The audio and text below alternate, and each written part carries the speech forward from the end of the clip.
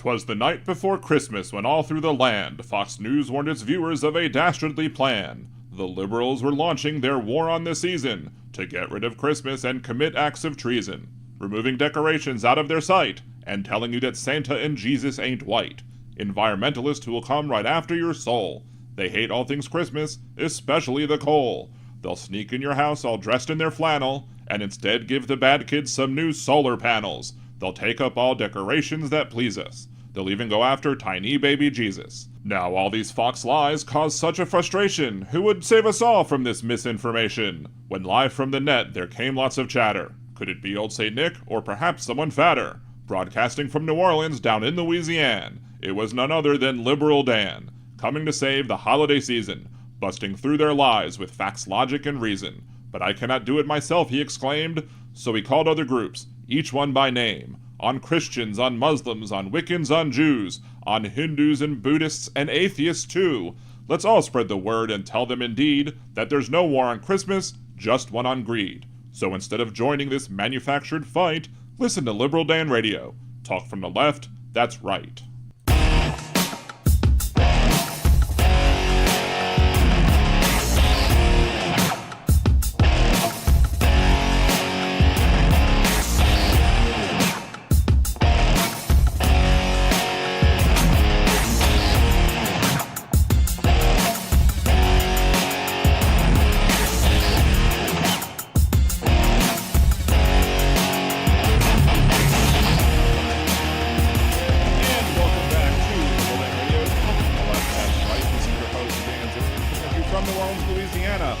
Unfortunately, Blog Talk Radio is down yet again, so there will be no phone calls today. I was trying to work on setting up the Google Voice before today's show, but I want to see if I can try and get a random Google Voice number that would also be clever. So I was kind of picking and going through and seeing what we could find number-wise, and I didn't find anything I like yet. So we'll probably, maybe by next week, have a Google Voice number. Anyway. But you can always leave your comments in the chat here on YouTube or over on Twitch, twitch.tv/LiberalDanRadio. The YouTube link is liberaldanradio.com. Remember to like the video, subscribe to the channel, and share the stream with all your friends and tell them to join the party. Ask them to become Liberal Danimals as well. For as little as $2 a month, you can support the show. You can also buy super chats, super stickers over on Twitch. If you have Amazon Prime, you can subscribe for free every month with your Amazon Prime membership, or you can just do the regular subscription. You can buy bits as well. You can also support the show by Venmoing Liberal Dan, going to buymeacoffee.com/liberaldanradio, or just going to liberaldan.com and click the Buy Me a Cider button, and either way will get you there. You can become a patron, patreon.com/liberaldan or patreon.liberaldan.com. Either way gets you there as well, and you can support the show on a monthly basis. I apologize, I know I owe some people some shirts. We will be getting that at some point, hopefully in the new year. Just need to have my wife make them on the Cricut, because we're doing them by hand at the moment. No mass production yet, but that might be something that also might come in the new year, depending on how things go. But again, the most important thing you can do is share videos, comment on videos, like videos, get those algorithms up, because as I always say, Al Gore needs a lot more rhythm than he currently has. And of course, when Al Gore said he created the internet, I thought it was clear that every piece of code that is designed to help run the internet is based on an Al Gore rhythm. So there you go. Shouts out to the Mod Squad. We got Aaron in the chat currently. We got Seha, Jan, Suzanne, Steve from across the pond, Jeff, Mad Mac, Alton Gillespie. Let's see. Keep on Roxanne. You don't have to put on the red light. Sorry. Did I say Janelle? I think I said Janelle. If I did, if I didn't, I said it again. I'm saying it now, and if I said it again already, I said it twice. We got Nick in the chat as well. Thank you, Nick Rich, for joining the chat. If you're paying a little bit of attention, I mean, it might not have dawned on you, but I actually re-recorded the Night Before Christmas parody for this show, and I'll be uploading that version at some point soon. I think it sounds better than the last one. The last one was a little tinny, was recorded on a different microphone, not this one, and I think this one sounds even better. Although nitpicky me did hear some things that I could maybe improve on as well, so that'll probably go up after the show. Anyway, it is what it is. And again, of course, I don't have a soundboard on my computer to set up and play Trump's "It Is What It Is" or other sounds that I would want to play. However, I'll just have to do the imitation for this point. Who knows if Blog Talk Radio will ever come back up? I mean, it is scheduled to go the way to the dodo at the end of January of next year, but maybe they basically are like, well, we have technical problems. What are they going to do? Sue us?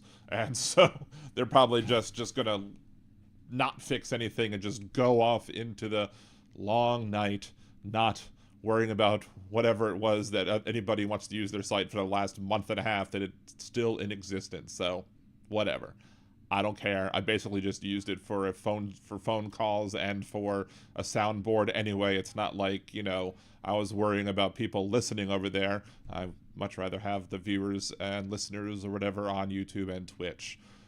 Because that's where the cool people are, especially the liberal Danimals. So thank you all again for your support.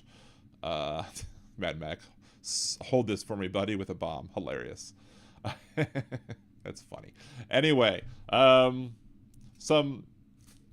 just a little. I guess it's not really a rant, but it's more of more of a tech-based thing, and it's also a thing kind of maybe more suited for Nerdy Dan, but I mean, I do have I have 2 videos on this on my Nerdy Dan channel.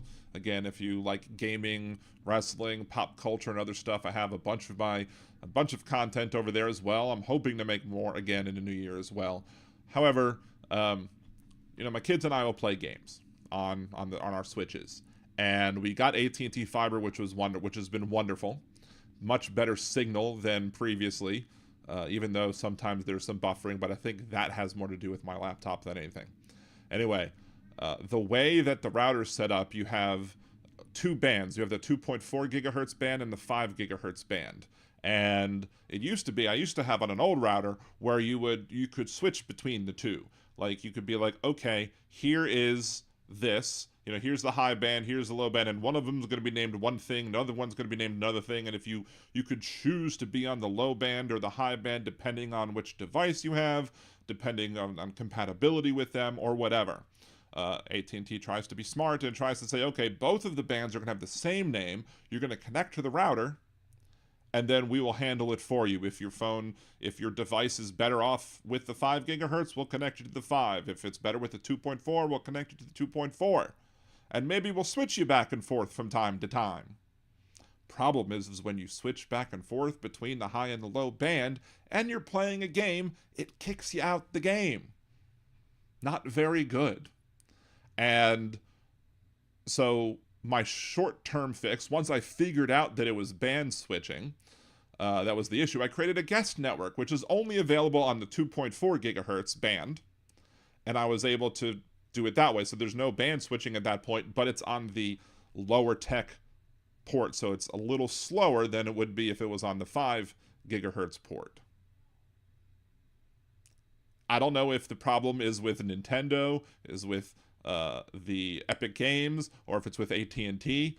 But regardless, there should be a way for me to be able to shut down, that band switching and just be able to connect only to the 5 gigahertz if I so choose. However, when I tried that by naming my networks 2 different things, guess what happened? It still crashed anyway. It still crashed the code. It still kicked me out the game. I still had a problem. So I'm thinking it was trying to do a band switch, but it's like, oh, I'm stupid. There is no band to switch to. Oh, well, you still lost your signal. There you go.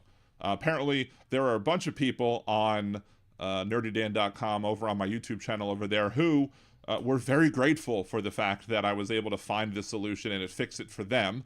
And last night I uploaded another how-to video on getting more specifics as to how to get it done. But you'd think that it's 2024, almost 2025, we would be able to figure out how to do such, trivial things without losing a connection to a game. It's bizarre. Anyway, so let's talk about the chat. Yes, Steve. Trump is going and firing after that person. I don't know if I'll be talking about that particular one tonight because I got the other one to talk about tonight. But yes, Donald Trump is going to replace somebody who's been cracking down on, scams and stuff like that, and is going to replace that person with somebody else who clearly is not going to be somebody who is at all good whatsoever, because I don't expect anybody in his administration to be at all good whatsoever. Say how if you band your balls too low, it gets painful. That's probably true. We're a jock supporter. I know if you're a liberal dance supporter, you're definitely not an athletic supporter. That's for darn sure. Yes, Mad Mac, we're going to talk about that tonight as well. Remind me if I don't get to it. Does anybody remember? I was kind of, because Blog Talk Radio was down. Did I play Hypocrite of the Week on Monday, or did I forget? I know I played Words of Redneck Wisdom because I know it was kind of long and it led us into a conversation about abusing or misusing the labor of persons with disabilities. However, I don't know if I played Hypocrite of the Week, so chime in the chat if you remember me playing it or not, or if you just want me to play it again, I can do that as well. It is all queued up, ready to go, just in case. Let's see. Jeff Curry, local news saying cops cracking down on cell phones while driving. What about those damn touch screens in the dash? That distracts me more than a damn phone. Back in the day, I used to have an actual on the radio, on the same radio station that Jeff Carrera's on. I used to have a show called Dan and Dave on the Air, and I came up with the slogan for that one as well, which is talk from the left, that's right. And I just kind of brought that with me to my new podcast. At the time, it was new. We had a person on the show to discuss the importance of not driving while distracted or whatever, and because basically they were trying to pass a cell phone ban in vehicles in Louisiana, and the person who was pushing it, a Democrat, Austin Badon, or as I say, Austin Bad One sometimes, Austin Badon tried to pass this, but for some reason he couldn't make it, so that he called to ask if they could just defer and maybe they'll deal with it the next session or whatever. Where did he call from? He called from his phone. So he was on the road in traffic, wasn't going to be able to make his hearing on using your cell phone whilst driving. So because he couldn't make it, he used his cell phone while driving to let them know that he wouldn't be able to be there, so they should postpone it for another week or another session or whatever. Hypocrisy, anyone? I definitely called him out on his hypocrisy with that as well, because I don't limit hypocrites of the week to simply just Republicans. Now, it's usually them, but I will call out hypocrisy on my side as well. And there used to be, on WWL, which is the largest radio station here in New Orleans, there used to be a guy who was on, David Tyree, not the football player, who was on in like the afternoons or noon or whatever, and like every Friday he would have you calling in, and he would have you call in and give like a quick 30-second or less little clip of what he called jocularity to lighten up the mood on a Friday. And so that day I happened to be driving down the Lakeshore Drive, and a lot of times out there you'd see people jogging or whatever, and there was one person who was jogging, and I actually knew the person, shockingly enough, of all the people who could be jogging, and she was jogging in like spandex shorts and a sports bra or whatever, just jogging down the lake. And so I called in and I did my best Bill Clinton imitation, and I was like, women jogging on the lakefront in sports bras are much more distracting than cell phones, but please don't ban those. And he got a kick out of that one. So it's one of my few impressions, I guess. But there we go. Anywho. But yeah, the banning cell phones, usually the cell phone or the wireless communications or whatever bands tend to be holding, the phone in your ear and not having the phone up on the dash, where you can use the hands-free settings. But, so a lot of times those in-dash screens might also be distracting, but you can still use them, and that's not a violation of most of the laws, except for maybe if you're driving through a school zone. But the reason I brought all that up was on Dan and Dave on the Air, when I did discuss these things, we had somebody on who called into the show who basically was explaining that it's not the fact that you're holding the cell phone that's the distraction. It's the communication that's the distraction. It's the conversation. The more in tune you are, the more invested you are in the conversation that you're having, regardless of if you're holding the phone or if you're hands free, you are going to be more distracted than if you weren't having a conversation at all. And the same effect could take place if you're having a conversation with the person in the back seat or what have you. But there are other people who are basically kind of like super users, like, I don't know if super drivers is the right word, but there are people, when tested, they've done tests where like they were testing them while in a driving thing while they were using their cell phones or having a phone conversation or not. And there are people for whom having a conversation is not distracting. They can have full view of what's on the road and be paying full attention whilst having a full conversation. So in my mind, my solution to all these bans is the fact that, distracted driving either is already against the rules or it should be.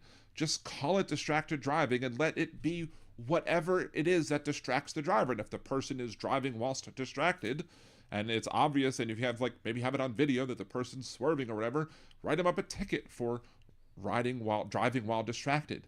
Now, this could be, talking on the phone. This could be eating a hamburger. This could be putting on makeup whilst in traffic.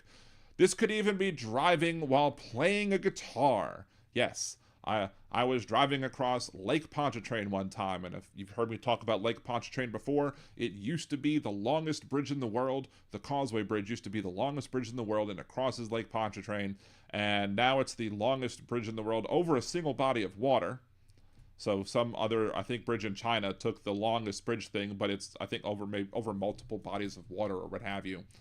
And as I was driving across the bridge, and I guess this is the bridge that, all of the racists fled New Orleans. They're like, that's my gauge of how racist you might be. If you left New Orleans in the Great White Flight and just hopped over the border, maybe you're a little bit. But if you drove across the largest bridge in the world to get away from black people, you may very well, be hella racist, as they might say. But, yes, I was driving across the bridge, and I looked to my right, and all of a sudden I see somebody strumming the guitar. I don't know what he was playing, but he's just sitting there strumming the guitar as he's steering with his one knee, and I guess using the accelerator with the other leg. And, yeah, that absolutely should have not been allowed. I don't care how adept of a driver you are, or if you're a super driver or whatever.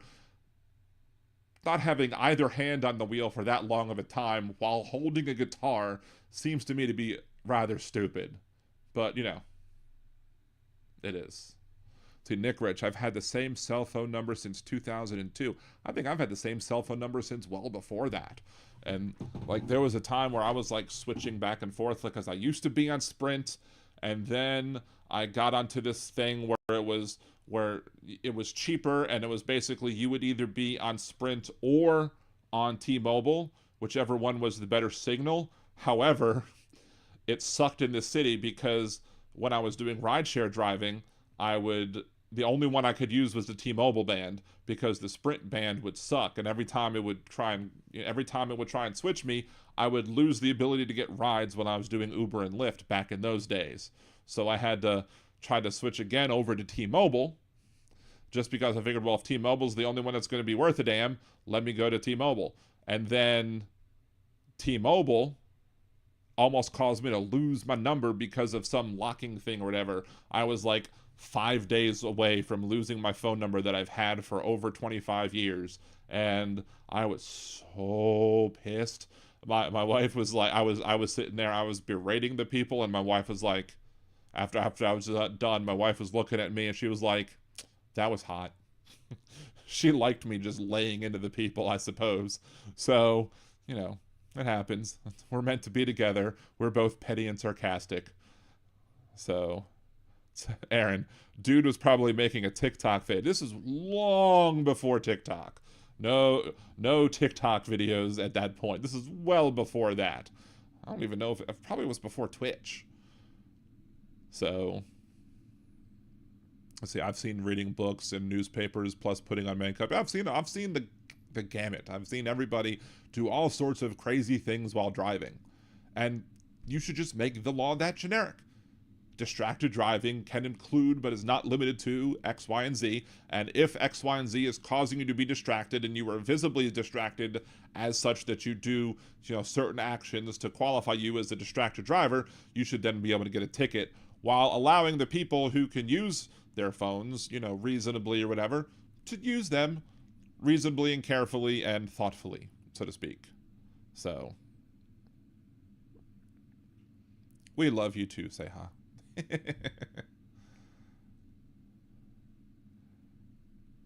Hey Jolie, good to see you. I think I missed you coming in, but thank you for joining again. The other half of the best mod squad in all of talk radio, YouTube, blog, whatever, in all the internet. The best mod squad belongs to Liberal Dan Radio. Talk from the left, that's right. Mondays and Wednesdays, 8 p.m. Central, here at liberaldanradio.com or twitch.tv/liberaldanradio.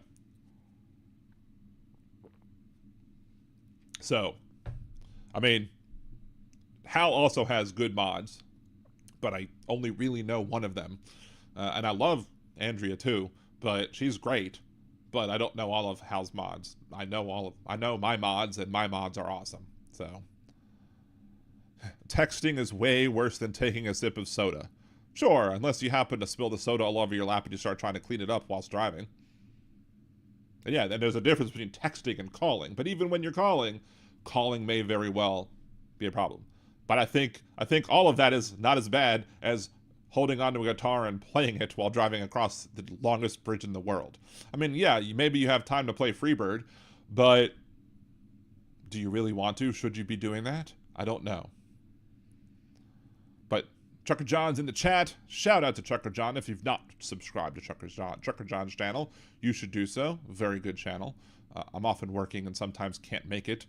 Wish I could watch it more than I do, but it's still one of the best on YouTube, one of the most entertaining, and I enjoy watching it whenever I do get to watch. And Trucker John is good people, so give him a subscription as well. So Andrea is awesome. Don't push her, though. She has a mean side. Oh, I know Andrea will absolutely kick your ass, but so will my mods, too. Aaron and Jolie will definitely come in and lay the smackdown, and I fully support them in that. So, what's up, MJ Daniel? Good to see you. Big Hook's here as well. Sorry, Big Hook. No phone calls today. Again, Blog Talk Radio has crapped the bed yet again. It is dying in January, but it's going to be apparently a long, prolonged death as things happen. And I guess I don't know if they're going to try and fix or not, but whatever. Thank you, Jolie, for sharing Trucker John's channel. Libdan has the best troll patrol. Yes. Anyway, so one of the things that was highly amusing today was I found out that, it was announced that Kimberly Guilfoyle, Don Jr.'s fiance, was going to be named ambassador to Greece. Yes, she was going to be named as the next ambassador to Greece, and it's fine. I don't care, but the immediate thing that came across my mind was, I guess Don Jr. wants to trade her in for a younger model, and the best way to do so is to send the current one overseas. Little did I know, since I don't follow the social lives of the Trump family all that much, nor do I typically care, little do I know that Donald Trump Jr. was caught like making out with somebody. Bettina Anderson, somebody who is at least 18 years Kimberly's junior. I think Kimberly Guilfoyle is like 55, and Bettina Anderson is 37 or 38 or something. So yeah, how Don Jr. convinced two women to actually want to date him and support him, whatever, is beyond me. But, you know, I guess birds of a feather flock, or whatever F word you want to use together. Apparently, Kimberly Guilfoyle has been potentially looking the other way as Don Jr., participates in his proclivities. I'm guessing that nobody should be surprised, as the apple doesn't fall far from the orange tree, so to speak.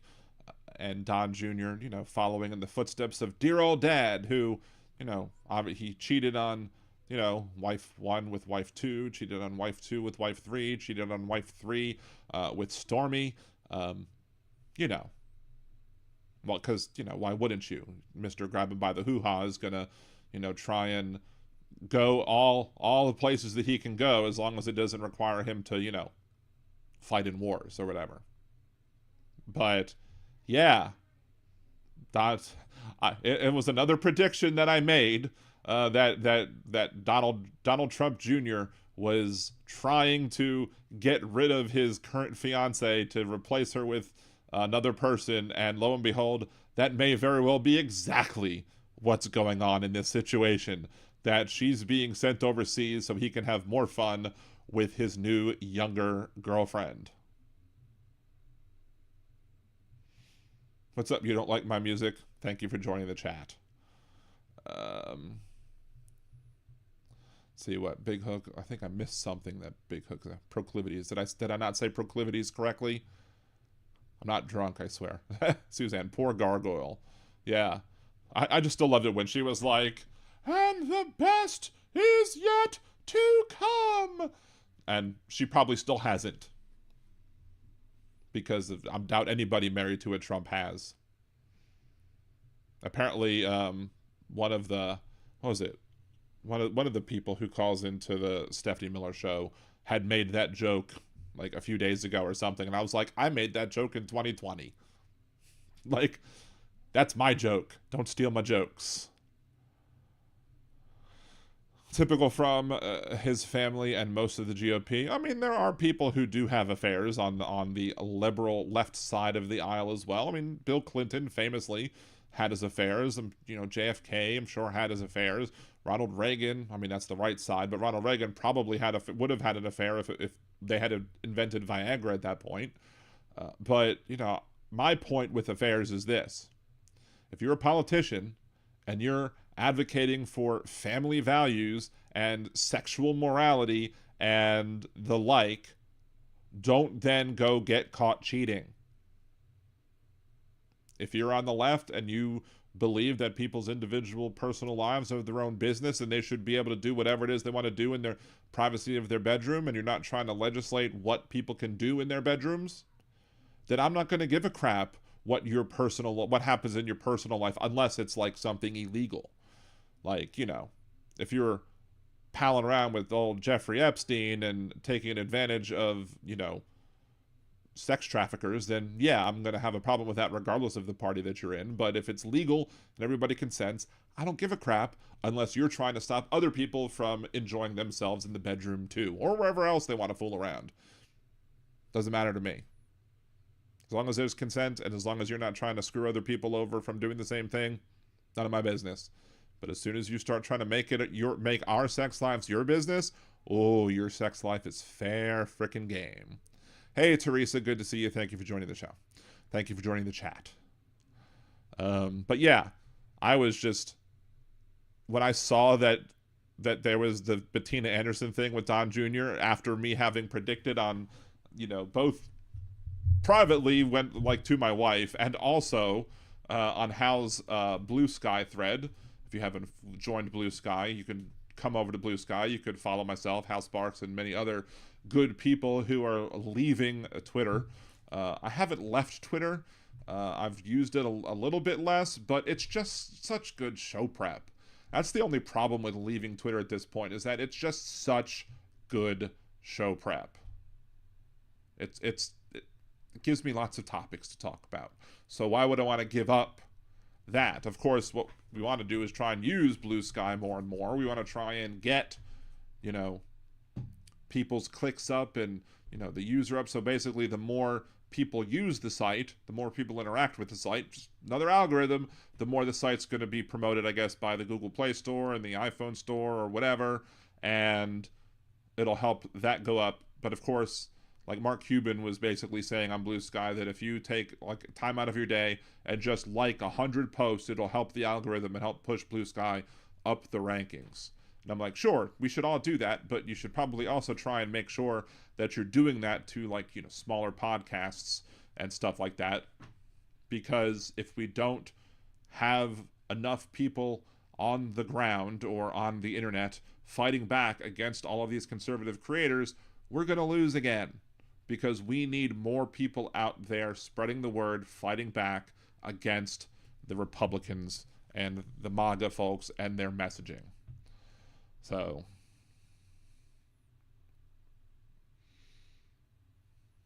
see, the other reason to keep your account, Big Hook says, is to avoid identity theft. Yes, that's also true.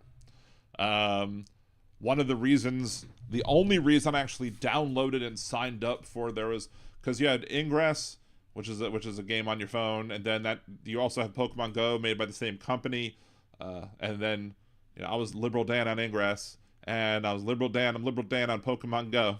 And there was a Harry Potter game that came out, and I downloaded it and said, okay, I want to be Liberal Dan here too, because I don't want anybody else being Liberal Dan on that app. So, Jan, man, I have been getting some creepy phishing. Phishing is definitely something I want to be careful of, be weary of. Sometimes, when in doubt, don't click a link. And even if you're not necessarily in doubt, double check the links and make sure it's a valid link. Make sure, especially that the reply to is makes sense. It's not if something is a reply to and goes to AT&T.com, it may very well be, especially if the link also goes to AT&T.com. But if you're dealing with AT&T, but if it's AT&T messages at dot I'm a scammer.net or something like that, you probably shouldn't click the link. More general tech knowledge, I guess, more than anything, since I am a software developer by day. Mild-mannered software developer by day, podcaster by night, and gamer, I guess, and other things. So, anyway, one of the big news of the day, though, is the resignation of Christopher Wray. Christopher Wray was assigned or appointed to the position of FBI director after Trump fired Comey. And then he thought he was doing the country a great favor and great service by putting Christopher Wray in charge. But then his house got raided, and Donald Trump blamed Christopher Wray instead of blaming himself for doing illegal shit. And now Christopher Wray is resigning instead of forcing Donald Trump's hand. If I were Christopher Wray, yes, I'd potentially be having my feelers out there to be like, hey, maybe do I want to do anything else? If I do want to do anything else, let's spread some feelers out there, because in anticipation of my impending firing. But force Donald Trump to do it. Force Donald Trump to get up there and explain why he's firing Christopher. Well, we all know why, because Christopher Wray went after his illegal activities, and Donald Trump doesn't want anybody questioning his activities, legal or not. And that's why Christopher Wray is going away.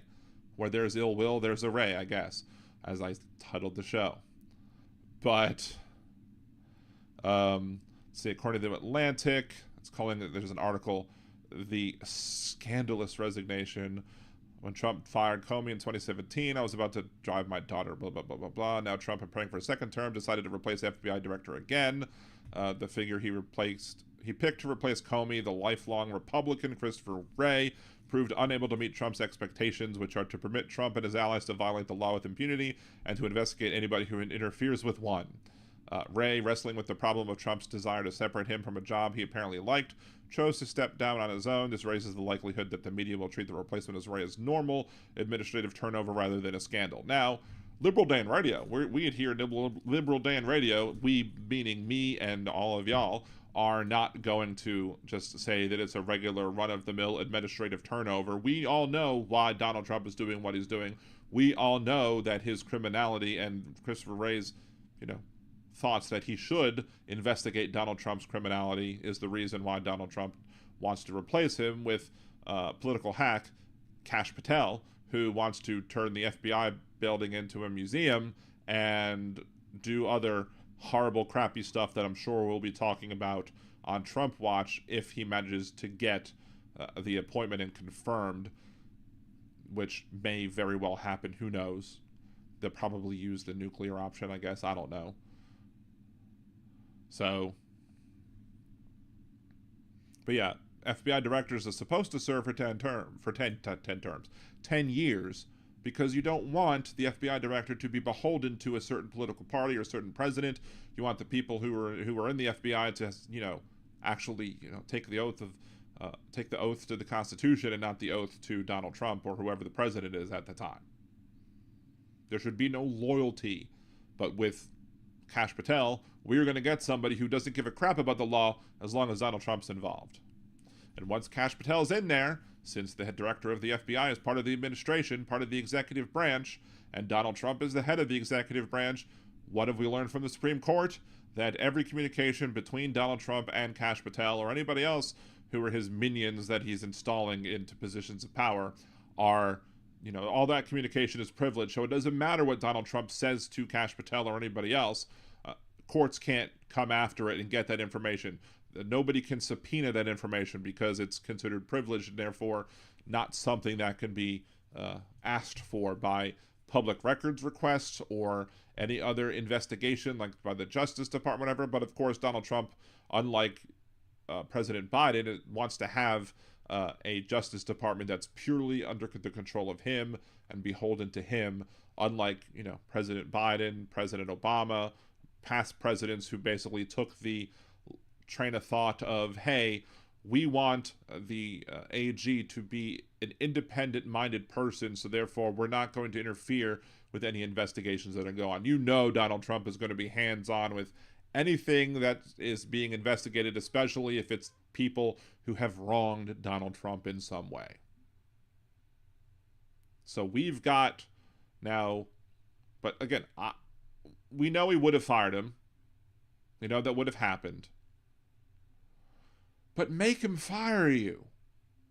Make him take the action to do it. Which makes me wonder,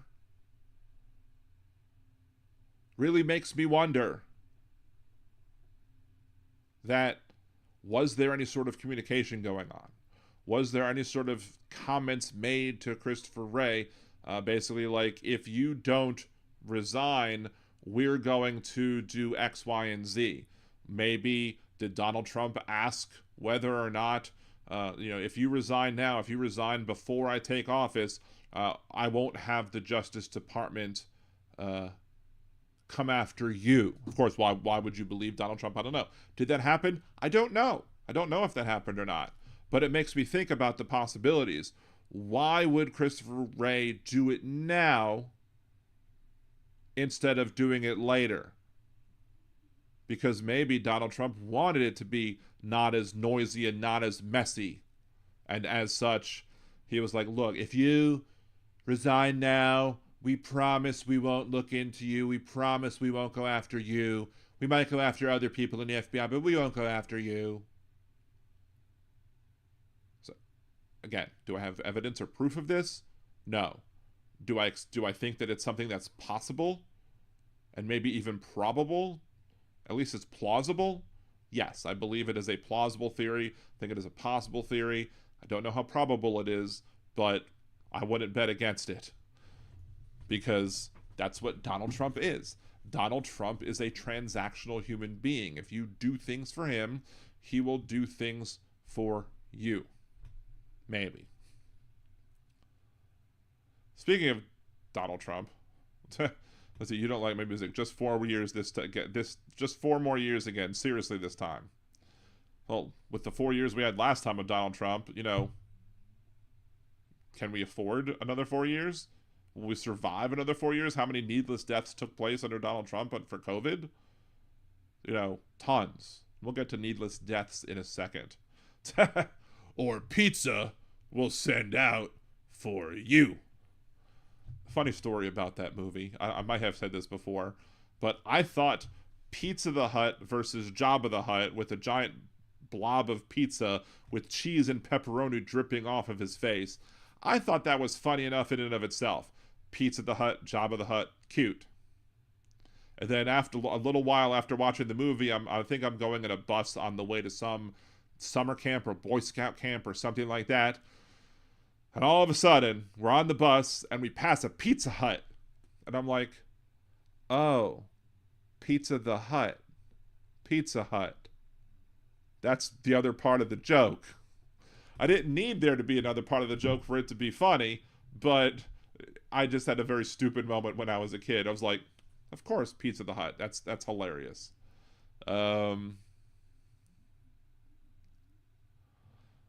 Let's see. What I was going to talk about something else before I went to the next subject.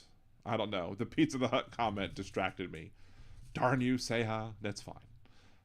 Let's see. Jeff Curry says, I have a good friend that's a comedian. He was doing a show near here and wanted me to be there. I knew better. He was going to use me. He had lots of material. Apparently, though, if there are rules, I think, on that, where if you're going to have a stand-up act and if you're going to use somebody in your stand-up act, depending on where you are, you may very well have to get permission to actually refer to somebody else or use those experiences in your act, or else you might open yourself up to things like, slander. So therefore you want to have the people sign off. It's a dangerous game to play if you're going to be using your stories with your friends and don't get their permission.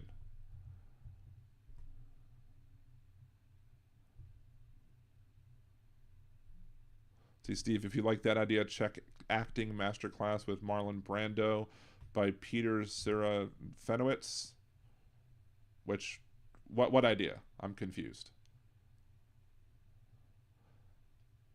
Yeah.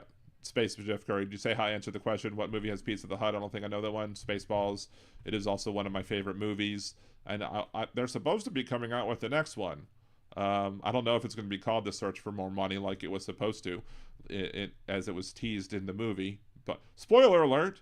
But, it is what it is. So you don't like my music. Capital can go anywhere. People, labor cannot. That's one of the things. Well, people can work many different places, which is one of the funny things. They asked. I called into Jeff's show today and actually got in when I wanted to. Called into Jeff's show and I was like, hey, what if I were to say that at some point during the night on election night that Vice President Harris was in the lead, and as such, they should have stopped counting the votes at that point, and the fact that she was in the lead and then lost the lead proves some nefariousness going on by the part of MAGA types. And of course, they tried to make excuses as to why that wasn't the case. I'm like, but that's what y'all sound like. That's what they all sound like. But the first thing he asked me when I called in was, where are you calling from? I'm like, New Orleans. Calling from New Orleans. And also calling from home because I work from home. And for some reason, these boomer type folks have a huge problem with the idea of people working from home and wanting to work from home. And it brought up a conversation about, what do you do with all of these buildings if people are working from home? I'm like, well, sure, you could then probably consolidate building space, save money, maybe even sell some for more money or whatever. It's reasonable to say, okay, let's get rid of some of our real estate if people are working from home. And that's fine, we should do that. But the idea that people aren't productive at home is just absurd and silly.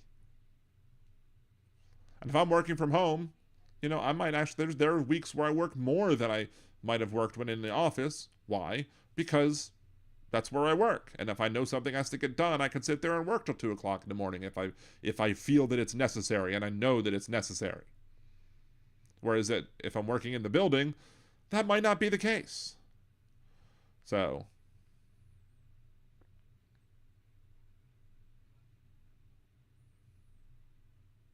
Steve, spoilers is Brando, but played as Jabba the Hutt. Pretty gross. Hoo, hoo, hoo. I'm sorry. I should laugh. Hoo, hoo, hoo, hoo, hoo. Like that instead of a regular laugh. May the Schwartz be with you. Yes.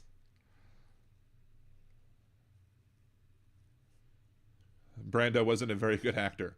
Wow, that's just some strong words there, Aaron. I could have been a contender. What was the movie with Matthew Broderick and Marlon Brando where they were like, they were claiming they were gonna like get this rare exotic lizard from the zoo. Hold on, let me look that up. The Freshman. The Freshman is the name of the movie. That is a underrated movie, I think. And you should go see it. I don't want to necessarily give it all away, but you should definitely go see The Freshman. It's kind of a little bit of a parody on, kind of like how The Last Action Hero was a parody of Arnold Schwarzenegger movies. I think The Freshman is kind of a parody a bit on Marlon Brando gangster type movies. But yeah. Hey Kimchi, I do see you. It's the goddess Kimchi. I guess things have been scrolling kind of fast, I guess, and I've maybe missed some of your messages, but I apologize to the goddess Kimchi for not recognizing you. Appreciate you, as always. All hail the goddess Kimchi. All should worship her.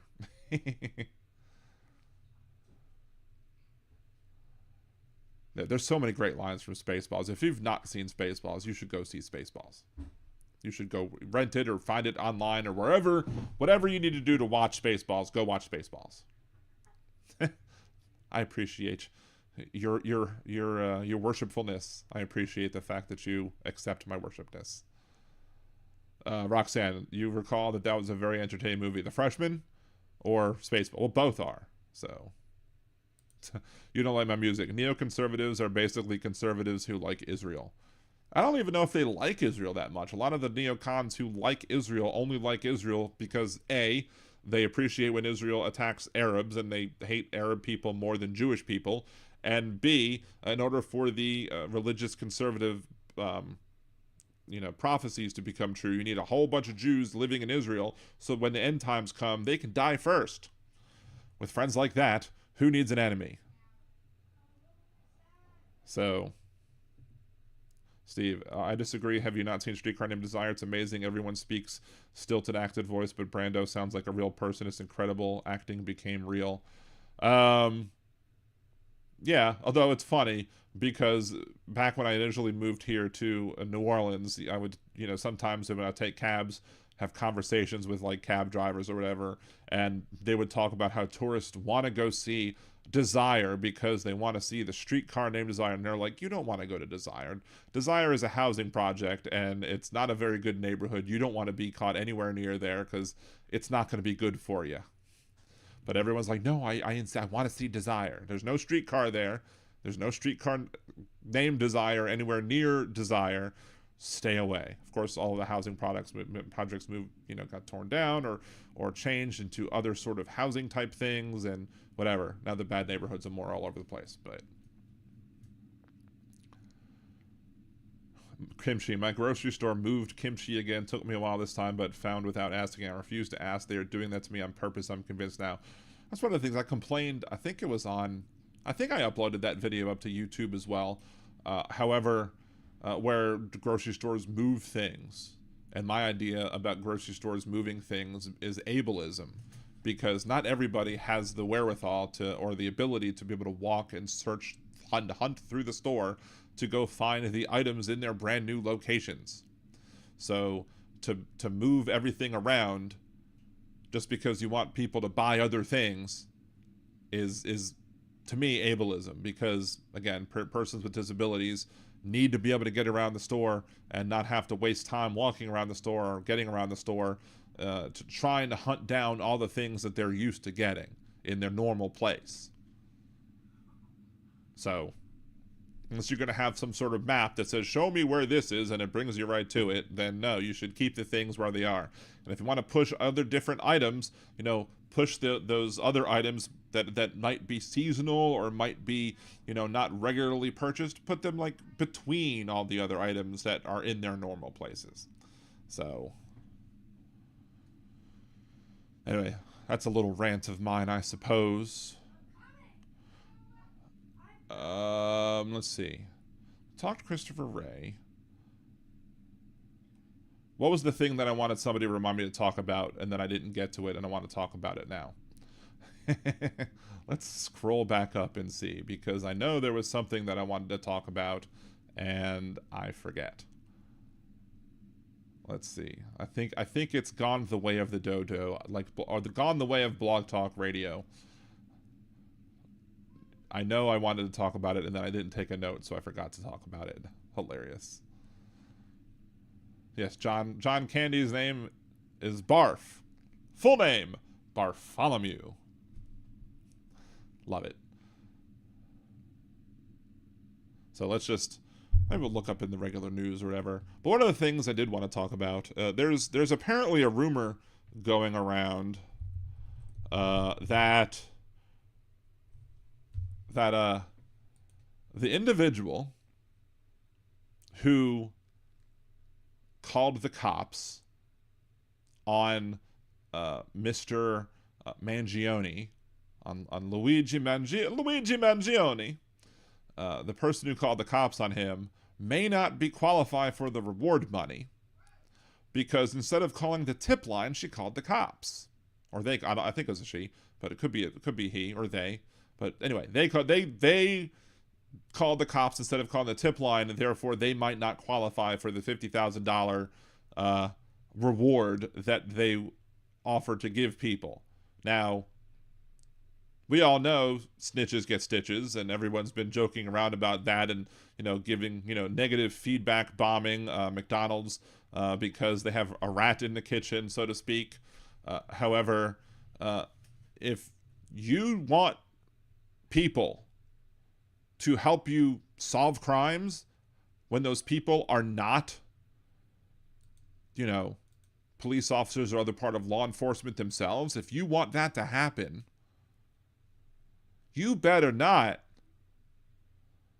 try and get out of trying to pay reward money. Because if people are doing it for the reward money and they don't get the reward money, the next time it happens, and with the state of healthcare as it is and health insurance, if that doesn't happen, if they don't pay out, who's going to call? Who's going to call the cops next time and be like, I would have called, but y'all don't give reward money, so I'm not calling anymore. Have fun. Now, always, if there is a clear present threat to the people around the person, yeah, call the cops, fine, whatever. But don't help them do their jobs, especially when they are going to not help you back in return.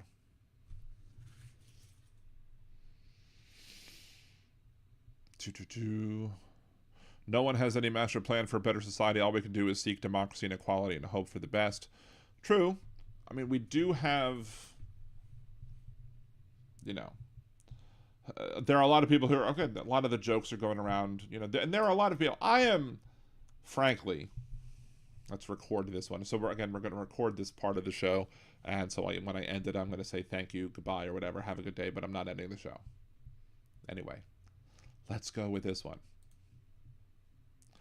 I am frankly just fed up with all of the people and their righteous indignation over, the people who are making memes or who are, posting things like "be the change you want to be," where he's having his gun hand extended to the CEO of United Healthcare, and they're like, "Oh, we should not be joking about murder. This is somebody's father and husband. We shouldn't be joking about that. That's terrible. You shouldn't be making light of murder." Really? Well, maybe if this person, and it's just healthcare in general, health insurance, I shouldn't call it healthcare. They're calling him a healthcare administrator. He wasn't a healthcare administrator. He was a health insurance administrator, a health insurance CEO. It's not healthcare if you're denying claims higher than the industry average. That's not healthcare at all. That's health I don't care. And when people put profits, corporate profits, above the lives of the individuals who you're supposed to insure, that's a problem. But when are all these people with the righteous indignation? When are all these people who are trying to claim that they're holier than thou because they don't like the fact that you're joking about somebody's dying? How many people is this guy responsible for? And there was some woman on the news earlier that was like, yes, I have problems with my insurance, and yes, I don't like that I have high premiums and high deductibles, and trying to get my issues covered can sometimes be a headache. But he's just one person. He's just one person, and we can't judge the one person because many people are... No, he's the head of that ship. I mean, he was like an assistant CEO or whatever, but he was in charge of, the best of my understanding, like claims and stuff. And United Healthcare didn't want to pay more claims than all of the other competitors individually. When are these so-called righteous people, these people with the righteous indignation, the people who are upset that we're joking about one person getting murdered, when are they going to actually sit here and say and hold people responsible for all of the deaths, the needless deaths, the unnecessary deaths that have been caused by people in the insurance industry?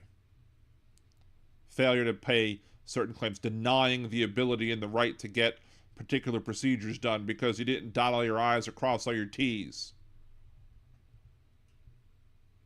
Why isn't that viewed as murder? Well, it's not viewed as murder because you have the corporation, entity that shields the liability from the people who were in charge, which is probably one of the biggest mistakes we ever made, is allowing corporations to form, thus allowing people to separate their responsibility from their actions through the harm caused by their actions. And instead having these people, especially in people, in health areas, they get to look at what the bottom line is, what the shareholder value is, how many dividends you get, instead of looking at the people that you're supposed to insure. Was it Chris Rock who said it shouldn't be called insurance, it should be called in case shit? You have this in case shit happens. Well, if stuff happens, you might not even get covered. Because, again, these people are going to try and deny your claims and going to try and make you jump through hurdles, understanding that many people won't fight back. They'll gripe and complain about it, but they won't fight back. So before anybody tells anybody that they should feel bad for making jokes or memes about the murder, how about think about yourself how many people that individual was responsible for dying? And how many people have to die from the decisions of the health insurance industry before y'all start holding them accountable? What do you think? Agree, disagree?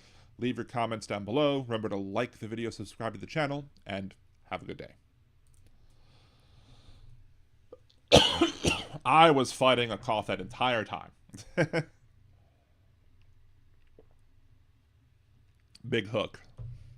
Funny how doctors have to take a Hippocratic oath and have insurance, but the health insurance companies have no mandate and cannot be held liable unless the bought politicians come after them. Yep, exactly.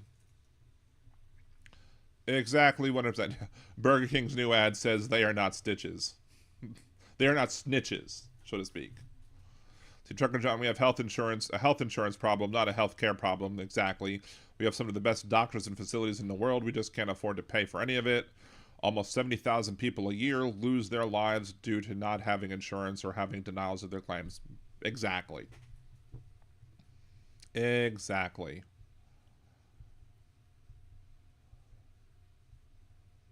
Have a good one, Nick Rich. Thank you for joining. Appreciate you. I know it's 10, so you got a jet. Catch you on the flip side. Thank you for joining the show. I heard he made $10 million a year. I also heard that he was Janelle. Yeah, I also heard that he was under investigation. It is. I don't. Was he Jewish? Not that I'm trying to make any sort of religious comment about, because I'm Jewish too, and I don't tolerate people externally making fun of Jewish people, but it is Jewish law, and you're supposed to be buried the next day. If you're going to get buried, you're supposed to be, and you're not supposed to be cremated if you're Jewish. If you're Jewish, you're supposed to be buried the next day. Does anybody find it weird how quickly he was buried? Like, is that just me? Does anyone else just like, wow, that was really quick? Like, how'd that happen? See, the worst number is those who go bankrupt over medical bills. Well, I mean, bankruptcy sucks, sure. But sometimes you have to declare bankruptcy. Of course, if you declare bankruptcy, you can't write your student loans off on the bankruptcy because, the government changed that. In fact, the government baited and switched many a student loan borrower because they used to be able to do it and now they can't. So, yeah, but while bankruptcy sucks, I'd rather go bankrupt than lose my life or lose my ability to earn a living in the future.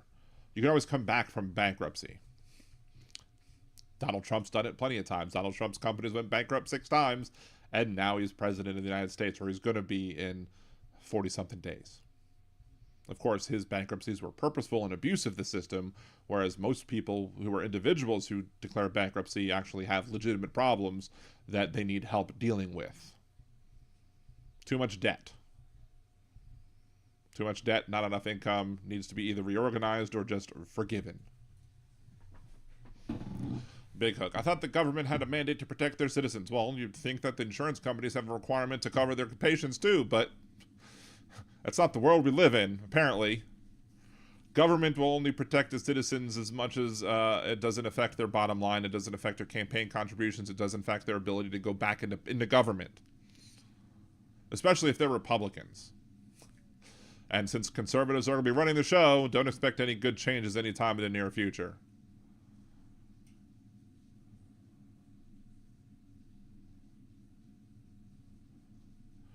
Jan Market, create a grocery store finder app. That would be interesting, but I don't know if I could. I don't know. It would be dependent on the store, and it would probably have to have cooperation from the store, especially when changes are made. See, I'm going to start telling the more stupid maggots that Hunter plans to pardon Luigi. Hunter plans to pardon Luigi? That would be funny. Yeah, that would be funny. If you first have Biden resign early and then Vice President Harris comes in and becomes president, and then she pardons Joe, and then she resigns, and she picks Hunter Biden to be the vice president. Hunter Biden comes in and becomes president. That would just make all of their minds just go. Of course, I don't support such things. Like, while it's funny to joke about the idea that that President Biden should resign simply to allow Vice President Harris to be the first black woman president of the United States, I don't think she wants it that way. I think that would kind of cheapen the whole thing. Just doing it for the meme. Conservatives would do it, but I don't think we should. There are many circumstances where I say that we should get down in the mud and fight like the conservatives do, because you have to fight fire with fire sometimes. However, cat hair. However, I don't think that's one of them.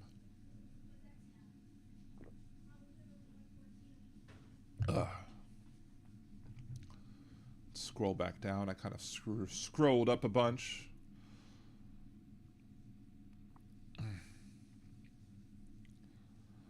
World, you mean think country? Most of us have free healthcare. Did I say world? I'm sorry.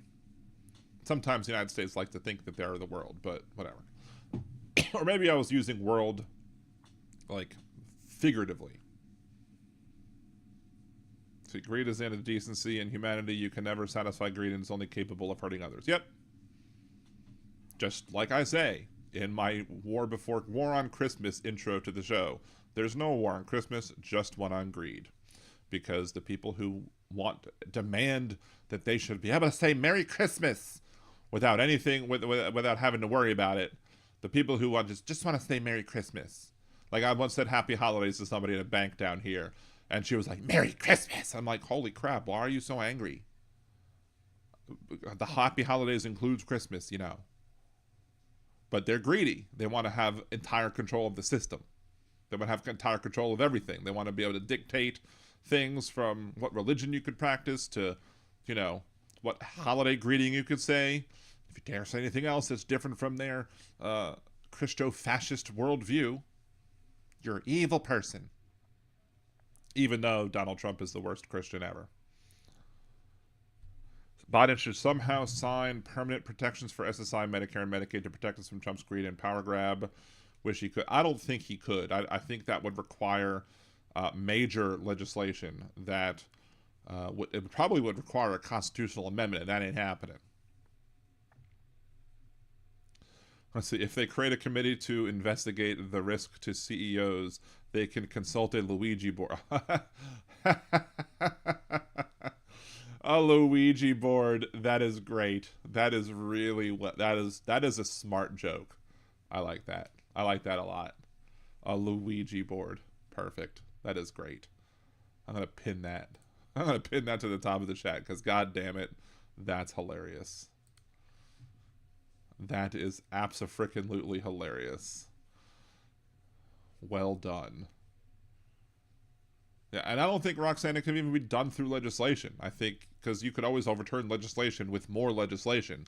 And even if you do it through legislation, the Supreme Court could always come in and make some sort of ruling, you know, legal action or legislating from the bench. That's the word I'm looking for. Legislation from the bench. They could always legislate from the bench and tell you, no, this is not a legal action done by the president or done by Congress. It's not legal, so therefore we're tossing the law. Because that's what they'll do, because Donald Trump has at least 5, if not 6 votes, 5 at all times, 6 at some times, to support him and his horrible agenda. And there's no way that they would, the Supreme Court would allow Joe Biden to do anything that would prevent Donald Trump from doing what he wants to do. Because they're beholden to Trump. I mean, we will probably see Clarence Thomas resign sometime in the next 4 years. Probably earlier, as soon as Trump comes in, maybe. But at some point in Trump's 4 years, he will probably resign so that Trump can replace him with an even shittier jurist. Not sure how much shittier you can get than Clarence Thomas or Alito, but I don't want to challenge Trump because he'll probably take it as a challenge. I had the shittiest judges ever. No one's had shittier judges. So, anyway.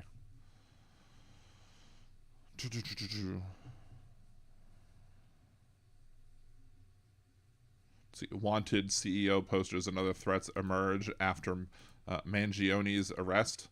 Apparently something that happened, I haven't been able to find the video, but apparently Luigi Mangione's parents came out, and they're very rich. I think they own the biggest country club in Maryland and another one. So these people are very rich, very wealthy. And apparently they came out and threw their own son under the bus. I have not been able to find that press conference, but apparently I have people are like, people have been like, we're going to take away the Italian cred from these parents because if they're real Italians, they shouldn't be throwing their own family under the bus. It's not what family does. And I have one person I follow who's just like amazing with all of the stuff that they put. See, wanted CEO posters and other threats emerge. The killing of United Healthcare CEO Brian Thompson has given rise to threats against healthcare industry workers and executives, as well as police officers involved in the case. Business executives, health insurance industry employees, and law enforcement officers have reported facing threats and harassment following the capture of the man charged with fatally shooting United Healthcare CEO Brian Thompson. The brazen killing on a New York City street a week ago, widely condemned by political and business leaders, has nonetheless catapulted the mass shooter into a cause célèbre status of celeb. status from some of the U.S. who consider the crime a symbolic repudiation of the country's healthcare system. Yeah. But some people don't understand that. Some people don't understand. We're not saying necessarily that we support murder. We're saying that we understand the fact that people can be driven so far to the edge by the actions of these health insurance companies, including, causing people's deaths, that it's going to cause somebody to snap at some point. Hey, Maria, good to see you. But here's something else. It's something that I didn't connect the dots on, and I'm disappointed I didn't connect these dots because I'm usually pretty good about healthcare stuff. But he's 26. So he was going to lose health insurance next year. He was going to be kicked off the plane. No, I think he's employed. I think he potentially could have had his own insurance. And I think his family is probably wealthy enough that he didn't need to worry about whether or not he would be on his own health insurance or not. That being said, 26-year-olds are at risk of, if they don't have insurance through an employer, they're at risk of losing their health coverage. And he apparently has had some issues, I think, with his spine or whatever. I think that's the pictures that we've seen with the screws in the back.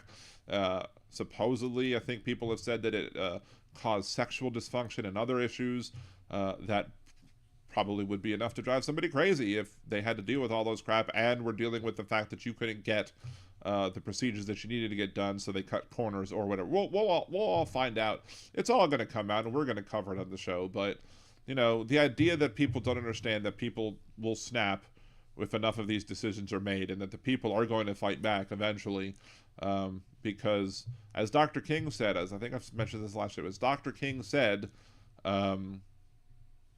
the riot is the voice of the unheard. Well, maybe the same thing could be said about the actions taken against the CEO. So, social media posts Wednesday showed images of wanted posters put up in Manhattan that featured photos of CEOs of at least 2 health insurance companies. The posters accused the executives of denying medical care for corporate profit. That's what they do.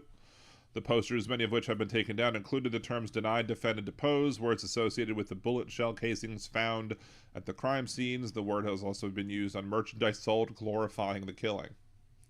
People are just trying to make a buck. They're not glorifying the killing. They're just trying to make a buck.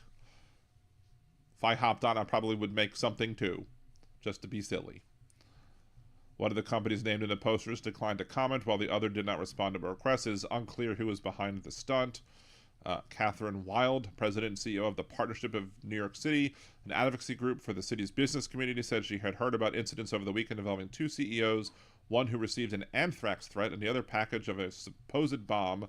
Those leaders are not in the medical industry, she added. In the corporate world, they don't want any attention and want to tamp it down as much as possible. It's dangerous. They don't want to become the focal point. No CEO wants to be at the center of this debate because it feels it makes them a target. I had a CEO of some company, it's like a women's clothing company in Virginia, who's friends with one of my friends, and one of my friends posted some of the memes, and he was full of that righteous indignation that I talked about earlier, and was so mad that my friend would just be so callous with the death of the CEO, and then started messaging me, asking me if I approved of it, when I was sitting here questioning why this weirdo was sitting there trying to harass my friend.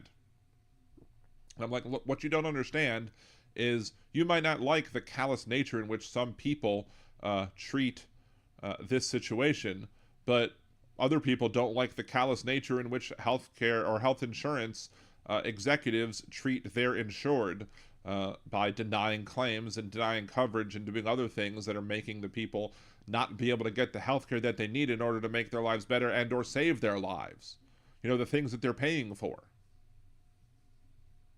So maybe you should understand the fact that there are people who are, if you're going to act callous towards other people, do not be surprised when the callousness is returned in kind, or even returned tenfold. Right?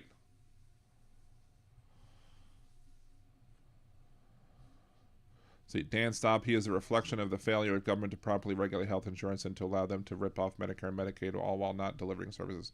I don't disagree with you. I don't know what you're saying. I don't know why you're saying that to me, because I agree with you. What did I say, I guess, that made you respond that way? That's what I would say. That's what I would ask. The murder is already being reflected in this torrent of online vitriol that we've seen in the midst since Wednesday, and the lionization of the alleged perpetrator of the hero murder as a hero, blah, blah, blah. Weiner said at an event in Washington, D.C. for the Atlantic Council, a nonpartisan think tank. Usually when I see nonpartisan think tanks, I think, oh, that's just a conservative think tank that doesn't want to admit that they're conservatives. But anyway, this individual who was, complaining about, this guy who's a friend of mine. I was like, dude, when you lick the boot, you're not supposed to deep throat the boot. I mean, really, you're licking. But he is the CEO of a small little company. I'm like, dude, are you scared because you're a CEO and you're concerned somebody's going to get mad at you too? Don't worry, bruh. The people aren't going to get that mad over women's clothing. Mad enough at least to take you out, that's for sure. I never once gave an excuse that the CEOs are not to blame for this happening. I never once said that at all. Maybe you misheard? I don't know. I might have been reading something that other people were saying from this article from NBC News, quoting other people. No. As I said, if you are callously treating people or not treating people with the health care that they need, don't be surprised if the callousness is returned in kind. They are creating the problem. You don't want to feel that you're threatened over people who are upset over the fact that you're not covering what people are paying to have covered. Have you tried covering what the people need to have covered? Have you tried not killing people with your terrible health insurance policies? That's my position. Now, yeah, sometimes I'll read somebody else's positions and then I'll comment on it, but no, I don't. Okay. We're good, Big Hook. I just want to make sure that I'm saying, it's possible that I misworded something, and that's cool. It's always fine for me. I'm always willing to see if I misworded something and pointing it out, but no. The health insurance industry is responsible for the actions of the health insurance industry. And if your actions kill thousands and thousands of people needlessly because you don't give them the coverage that they need, people are going to snap. And it is their fault. Be better. Be best, as Melania says.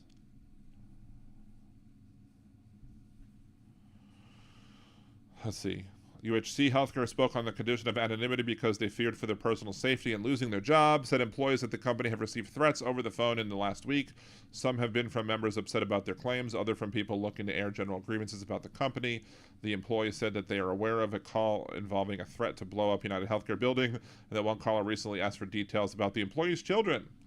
I heard another one say, "This is why y'all CEO was shot, and if you're not careful, you're going to be next," said the employee. The company's workers have a script for de-escalating calls and have been encouraged to take advantage of an employee assistance program that offers therapy, the employee added, but the workers are clearly frazzled, clearly overwhelmed, and crying. Well, I do, when I am mad at the actions of a company, of a corporation, when I'm mad at a corporation, I try to, even if I'm have my voice elevated and I'm frustrated and I'm clearly frustrated, in the middle of me saying that, I'll be like, look, let me take a break here and say, I understand it's not you that's making these policies. I understand that you are the person I have to talk to on the phone. You're not responsible for these policies. Therefore, my elevated tone of voice is not because of you, but it's because of your bosses who are being crappy. Aaron is a Danimal for 11 months. Thank you, Aaron. Appreciate you. Yeah, it's almost a year since we've been monetized. That's crazy. Appreciate you. But, yeah. Again, I think I discussed this previously, but my insurer, who happened to be United Healthcare, when I was at a previous job, one of my previous positions, right around when the Affordable Care Act passed, the Affordable Care Act stopped or put an end to maximum lifetime spending limits, i.e. they would cover only so much, and if you hit that amount of money, you would no longer have your procedures covered, either lifetime or annual. And we didn't have that initially, but the 1 year between, where it passed and then it had to take effect, I think it was probably from 2011 to 2012, or maybe it was 2010 to 2011. I think it was 2010. I think whatever the Affordable Care Act officially had to take effect, and when the policy years had to align up with policy years or whatever. Whenever that took place, United Healthcare for that 1 year decided to say, okay, for this year we're going to limit the benefits as we can by law, because I guess we want to try and save money for next year when there's no limit to the benefits, even though previously there was no limit to the benefits either on that plan that my employer had negotiated for. But, they're not these are not good people. I did tell the individual who unsolicited messaged me about the whole thing, about my friend posting stuff about the CEO murder. I did post, I did basically say, look, if it comes out sometimes in the future that this individual who is the CEO of this division at United Healthcare, if it comes out that he was actually in the middle of trying to make insurance better for the people who are the insured, if it came out that he was trying to make positive changes for people within his company, who are insured by his company, then maybe I'd change my mind about viewing him with contempt. But I don't have any reason to believe that to be so. Hasn't come out that he tried to do anything like that. If you're not in the situation, if you're not an executive in the health insurance companies that are doing business in America, if you're not taking the time and trying to improve outcomes for patients who you insure, and to make sure that you're not going to deny care to people who need the care, then I'm not going to have any sympathy for you when your actions cause people to snap. None whatsoever. And when you're seeing the people, celebrating over this or making memes or joking about things, it's because these people are fed up. They are fed up with everything that's going on. The only thing that probably would have made the whole thing better if it would have happened like months before.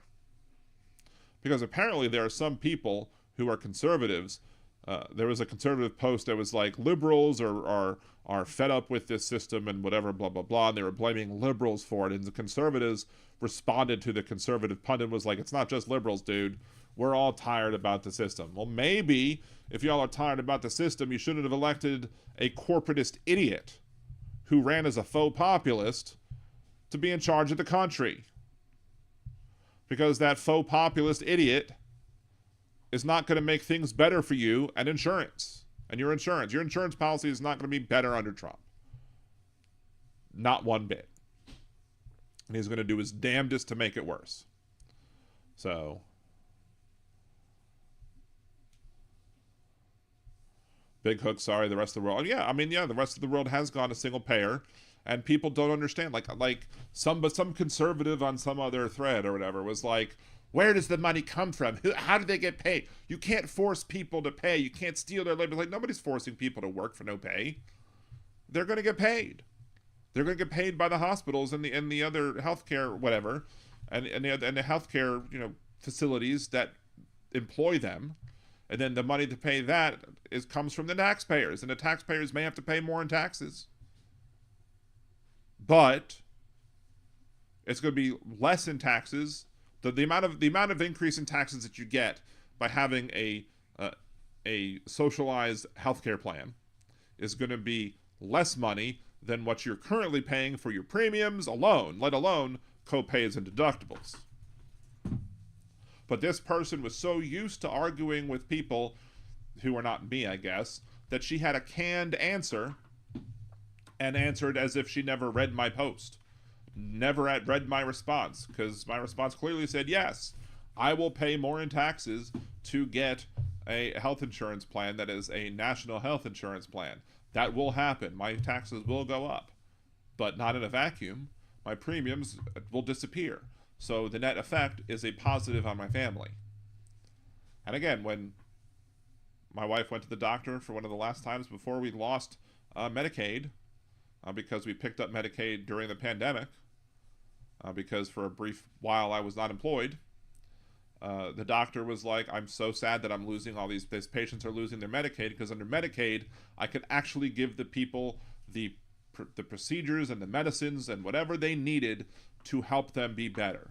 And now that people are being kicked off of Medicaid and being moved into the private sector again, they are now going to have to fight tooth and nail to be able to get them any of the care. And that's the thing, is that doctors should be having to spend their time, they should be able to spend their time caring for their patients, giving them health care. Doctors should not have to waste time arguing with insurance companies, trying to deal with, prior authorizations and other BS that the insurance companies come up with to try and deny people the ability. I understand that there are some medicines that basically say, look, before you start medicine C, you have to be on medicine B and show that medicine B doesn't work. In order to start medicine B, you have to have been on medicine A to show that medicine A doesn't work. That's fine. It's fine to do that. But why can't you just trust the doctors to do that? Say, these are the ways that you should be prescribing these medicines, and you need to do so in this way. And if it's found that you're not doing it, then the doctor maybe gets in trouble. I don't know. But don't punish the patient. If the doctor's like, we need to go to, and if there's an exception and the doctor's like, look, we need to go to this medicine immediately, because the first medicine's not going to work for whatever reasons, then that should be an exception. But the doctor shouldn't have to jump over, hurdles and bend over backwards and forwards and be like Neo in the Matrix dodging bullets to try and make sure that their patients are getting the care that they need. Because every minute that's spent arguing with the insurance companies is a minute that's not spent giving care to their patients.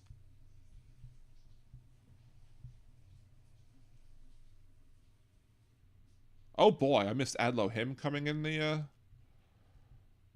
FBI should be shut down. Why should the FBI be shut down, Adlo? And please don't insult the people. But why should the FBI be shut down? There's no reason to shut down the FBI. You're just mad that the FBI went after your beloved Donald Trump.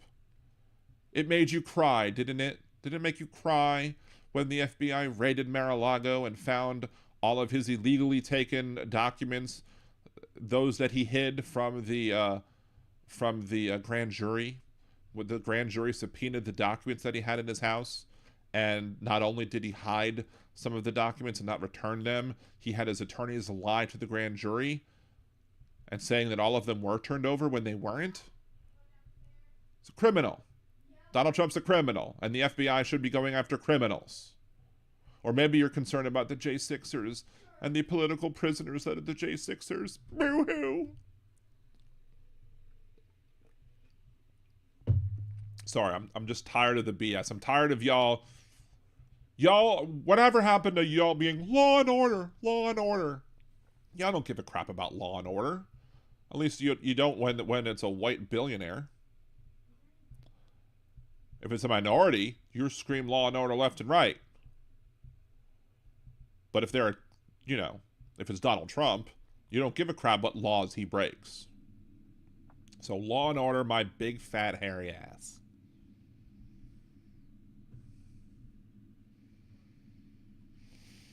Yes, absolutely, Jolie. Happy anniversary to Aaron. Let's see. Let's scroll down. Saw a picture of the new lunar capsule. Looks exactly like the Apollo capsules. Very innovative. Yes. A lot of times you go back and it's like people are designing new sailing ships like that use the wind, but they're higher tech sails. And they're like, ooh, why didn't we think of this before? Sailing ships. This never happened previously. Let's see, the Darwin Awards announced each year. The Darwin Award should basically be the American public get the Darwin Award for being stupid and electing Donald Trump president again.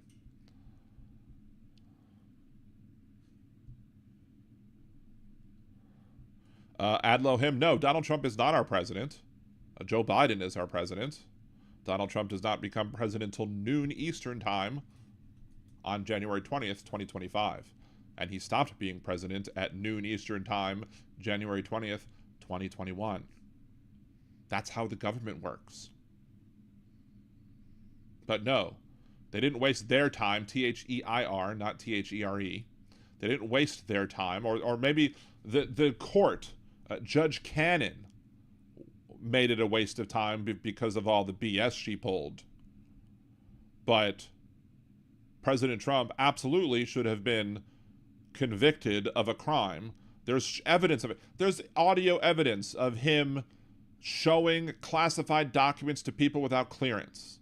And he says in that audio, because all of y'all are like, oh, well, he can just have a thought and declassify anything he wants while president. No, he didn't.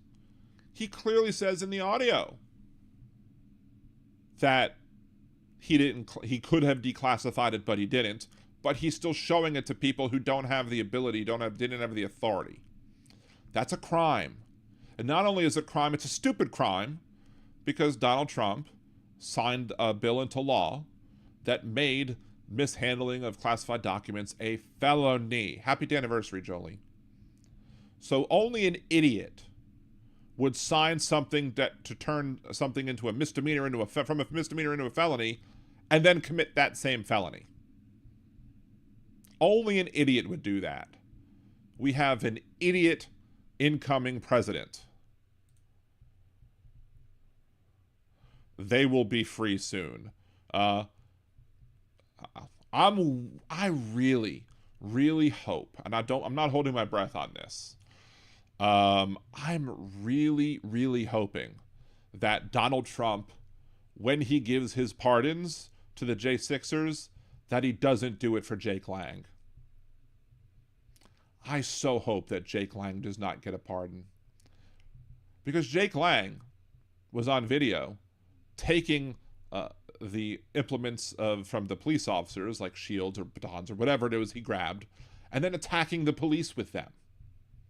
So much for Blue Lives Mattering, eh, Aldo? So much for there's no such thing as a blue life. You're not born blue. You choose to be a cop. But so much for Blue Lives Mattering. Blue lives to conservatives, to the MAGA types, only matter when they're attacking and or killing black people. That's when blue lives matter to them. That's when they'll wear their little Blue Lives banner flags and the Blue Lives Matter Punisher logo, which is the dumbest thing ever. Because if you know the Punisher, you know the Punisher hates cops. The Punisher is not a big fan of law enforcement if you follow the comics. But they don't care. They think it's cool. They think it looks cool, so we're going to wear it. No. But I hope Jake Lang is not one of the people who is pardoned. He probably will be. I'm not holding my breath. But he literally attacked police officers. And if you want to be the so-called law and order president, you can't be a law and order president and then pardon people who who committed a crime, who B, are not showing contrition for that crime, and don't even think that they committed a crime when they did it. And I think people complain about Jake Lang because they're like, oh, he's been denied prison. He has the ability to get due process. He's been in jail. He's been sitting in jail for so long. Boo hoo hoo.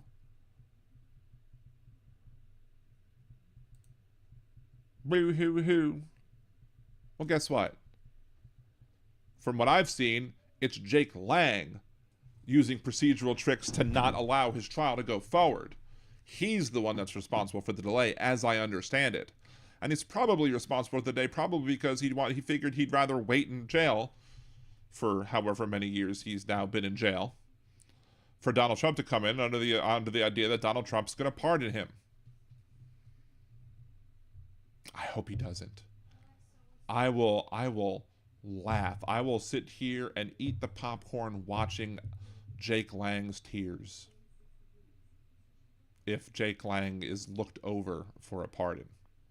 That will make my day. I don't agree with any of the people who committed violence on January 6th getting pardoned. You know, if you think their sentences were long enough, maybe commutation. Who knows? But anybody who committed acts of violence should not be pardoned. If you got caught up in whatever, and maybe if you walked in after the people and didn't actually do anything except trespassing, fine, I don't give a crap. Pardon them. Do your smoke and mirrors and whatever. I mean, I don't agree with the pardon still, because you still were participating in an insurrection, regardless of whether or not you committed violence or not. You're still egging on the other people for doing that, and if they have evidence of you being part of any sort of massive horde of people trying to push the cops back, you should be considered as attacking those cops, even if you were the back person pushing. But absolutely no way that people like Jake Lang should be part of those numbers that are pardoned.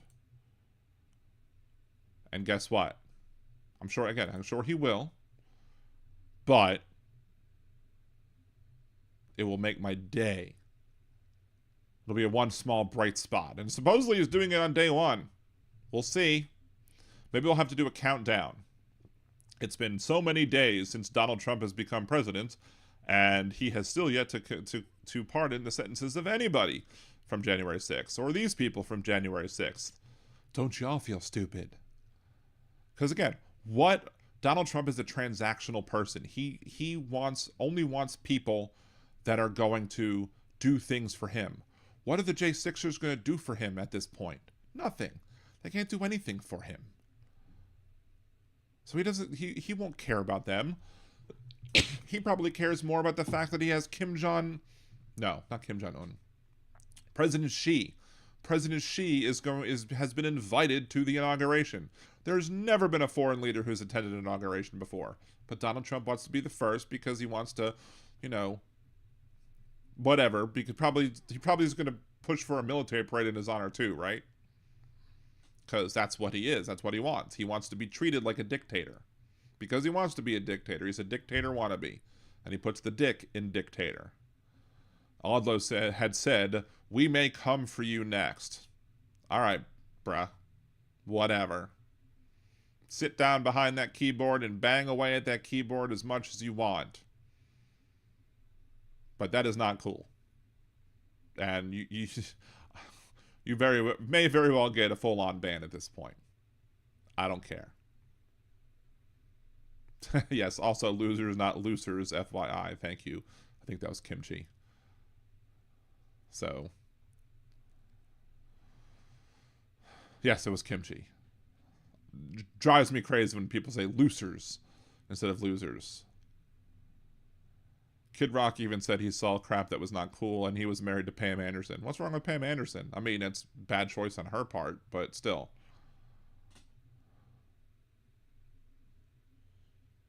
Trump makes broad statements, but when asked for specifics, will say you are fake news. This is how the con works when you are selling horseshit. Exactly. Trump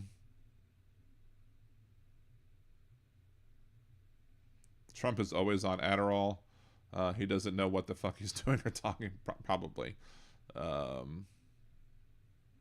No pardons for traitors. Sure, absolutely. I agree with you. I don't think any of the people should be pardoned. Maybe some commutations for the people who again didn't do the worst of the worst, but still no pardons.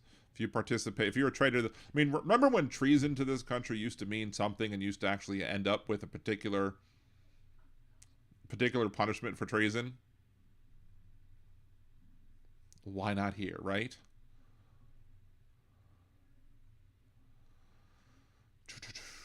Steve, he won't pardon any of them unless they can afford it. It's not like he'll be meeting them in the White House. Yeah, exactly. And look, that guy Jeff that I listen to in the mornings, he is one of the biggest Jake Lang fans. He loves himself some Jake Lang.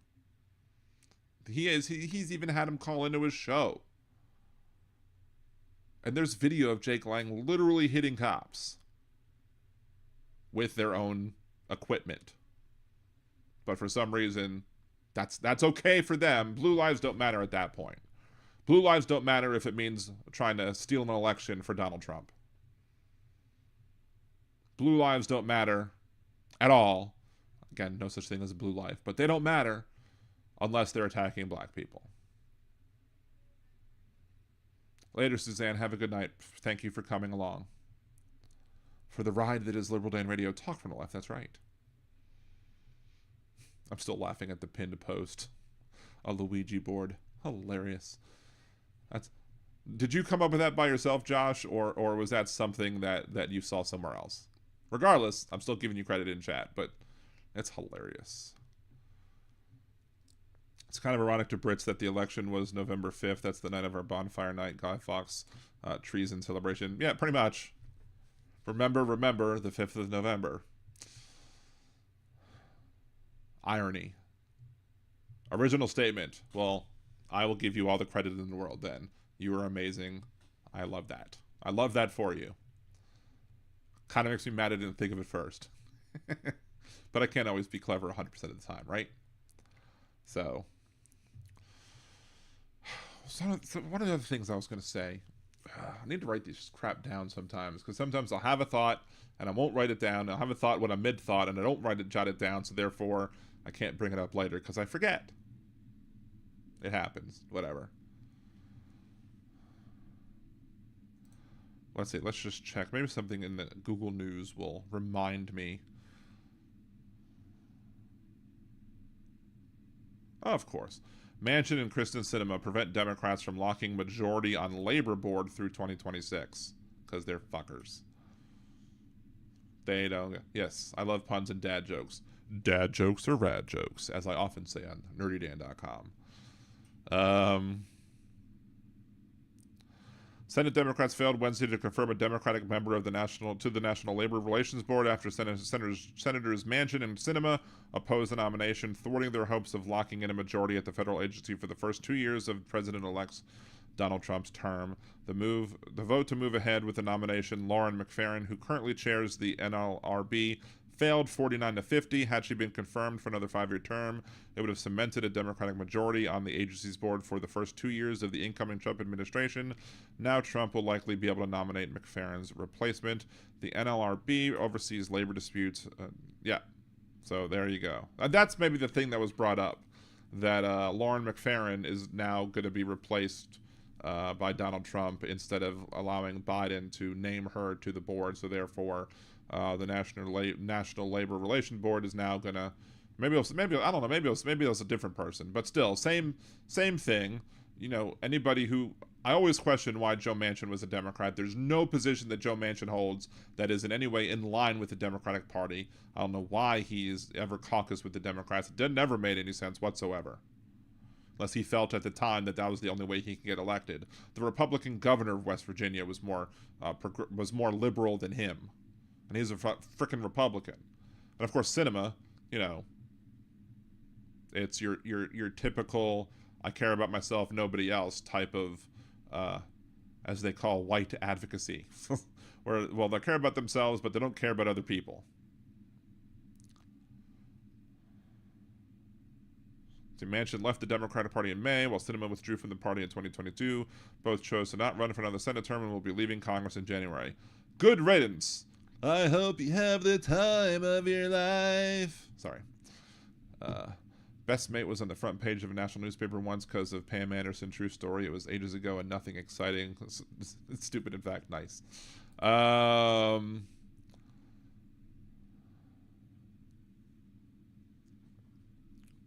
Anyway. Anything else good on here? Far-right militias seek role in Trump deportation plan. Of course they do. These borrowers could see student loan payments skyrocket next year. Let's see what that is, because I'm not going to be a happy camper if I'm one of those borrowers. But it's could, it's not will. So we'll see. I only know 25 letters of the alphabet. I have no idea why. Hilarious. Let's see, what is this? Millions of borrowers may see a big increase in their monthly student loan payments next year. Several key Biden administration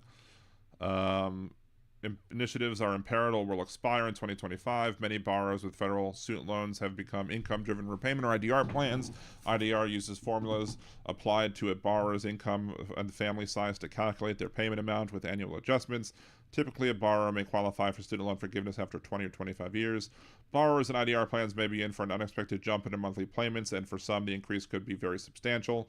At least 8 million borrowers are enrolled in the SAVE plan, me being one of them, or were converted automatically from an earlier IDR plan called Revised Pay As You Earn or Repay. SAVE is the newest IDR option created by the Biden administration to be the most affordable repayment plan ever, with far more favorable formula used to calculate monthly payments. SAVE is currently blocked following a legal challenge brought by a group of Republican-led states, and appears increasingly likely that SAVE will not survive the legal challenges, even if the 8th Circuit does not strike down the plan, which it seems poised to do. Incoming Trump administration could take steps to repeal it. In addition, the 8th Circuit is considering striking down student loan forgiveness at the end of the 20 or 25 year under ICR and payee plans as well. While these plans are not directly targeted by the SAVE plan litigation, they were created using the same authority, and despite 30 years of governing regulations and bipartisan guidance provided to borrowers, the appeals court could rule that loan forgiveness under those plans are not allowable. Taken together, this means that millions of borrowers may need to eventually switch to a different IDR plan called income-based repayment if they want to maintain progress towards eventual student loan forgiveness. IBR was created by Congress through a separate process. IBR also uses a formula based on income. It does not allow for student loan forgiveness after 20 or 25 years. IBR has significantly more expensive than the SAVE plan. Here is examples. An undergraduate borrower with an annual income of 60 grand who took out loans prior to July 2014 would have a SAVE payment around $220 a month. If she switches to IBR, her payments would then increase to around $470 a month. A graduate school borrower with an annual income of 85 grand who took out loans prior to July 2014 would have a SAVE payment of around $520 per month. If she switches to IBR, would increase to around $780 per month. Delayed income recertification could lead to a dramatic increase in student loan payments. So yeah, if that happens, I'm screwed. Totally 100% screwed when that happens. So thank y'all for voting for Donald Trump and screw me over. F you to all those people. I will not be a happy camper. I'm anticipating it, but I have other financial worries that I'm concerned about at this time that it's kind of on the back burner at the moment. But yeah.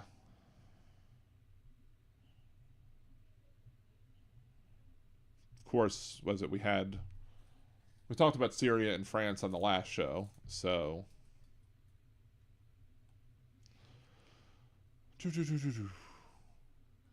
see, did I miss something that Roxanne said? I don't know. Manchin has the eyes of an exotic chicken. I don't know how exotic it is, but hey, Michael, good to see you. Thank you for joining.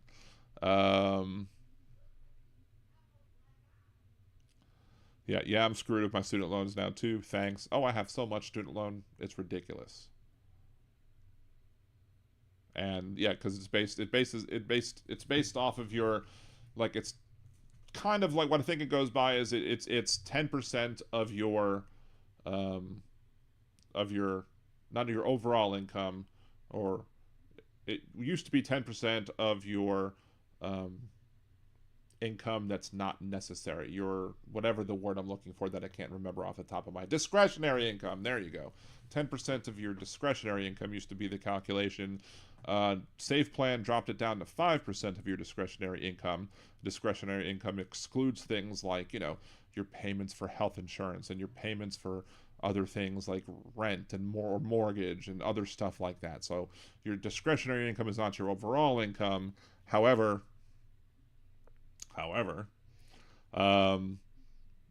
if you lose SAVE plan, it goes from 5 to 10. And from what some people, like in the Project 2025, Agenda 47, MAGA bullshit world, have been saying that I've read, they want to make it 12.5%, because that's going to help the economy, making a whole bunch of people not be able to afford to buy things because they're spending money into the student, paying that money into the government. That's basically my thoughts on that. So yeah. Not a happy camper when it comes to student loans and what Donald Trump's going to do to student loans. And I will be ranting a lot if that's the case. I mean, it's almost to the point where at that point you don't want to pay your student loans at all. Because why even bother? Why bother? You've made it so that we can't. You've made it so that it becomes untenable. So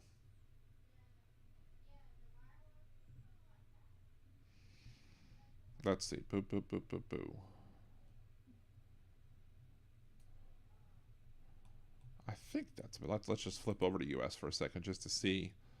My kid just applied to 11 colleges. Try not to get much debt if you can. Hopefully there's be scholarships there. See, Manhattan DA vows accountability in United Healthcare CEO murder. Well, I mean, yeah. The people who were in charge of law enforcement clearly have to go after the person who murdered somebody in the middle of the street. Nobody's... I mean, yeah, people have turned him into a folk hero, but, I mean, you can't sit here... I mean... You could have discretionary prosecution, but the idea that you're going to get away with discretionary prosecution on a murder is unlikely. Now, what would be hilarious is if a lot of times you'll hear conservatives and sometimes other people talk about jury nullification. It would be amazing to see the jury be like, nope, sorry. We're not voting to convict him. We think the CEO of United Healthcare sucked too. And that would just be like, wow. Just the jury being like, sorry. We vote to acquit. Not murder. Sorry. He gets to walk free. Can you imagine if that happened? That would be just amazing. If that happened.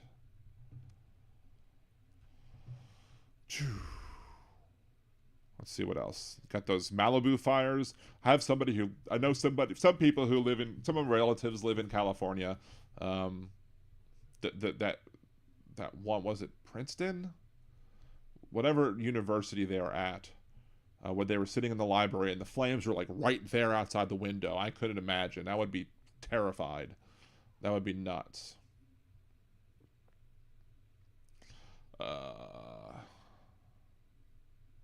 You've got weird drones flying over New York or New Jersey that people are concerned about. Who knows what they are? Maybe it's aliens. Yeah, Rittenhouse trial effect by jury instead of by judge. Yeah. I mean, the Rittenhouse people allowed Kyle Rittenhouse to get away with murder, so why can't they let this guy get away with murder too? Probably why they won't is because they didn't care about Kyle Rittenhouse getting away with murder, because Kyle Rittenhouse killed people and shot people who were not CEOs of giant companies.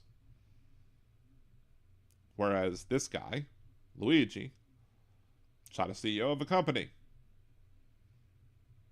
So you can't let that stand, right?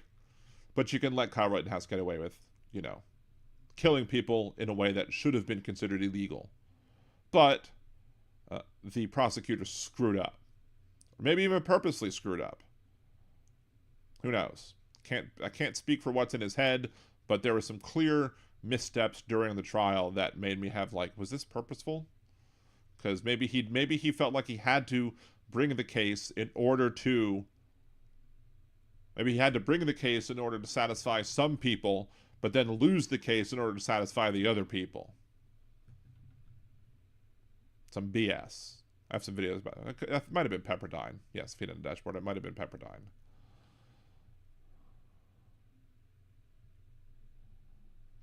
Yep, Michael McDaniel's Rittenhouse will always be murder. In my eyes, too.